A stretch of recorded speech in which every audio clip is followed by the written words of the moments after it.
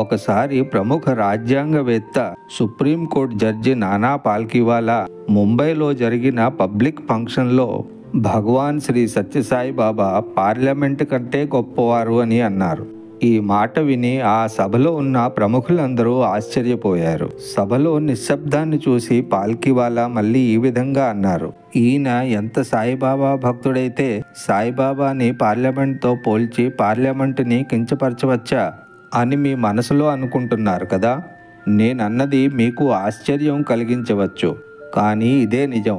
ఎందుకంటే పార్లమెంట్ కేవలం చట్టాన్ని మాత్రమే చేస్తుంది, కానీ భగవాన్ బాబా వారు నిన్ను నన్ను ఆ చట్టాలన్నీ అనుసరించేలాగా చేస్తారు అని పాల్కీవాలా ఎప్పుడైతే అన్నారో ఆయన మాటకు సభంతా చప్పట్లతో మారుమ్రోగింది.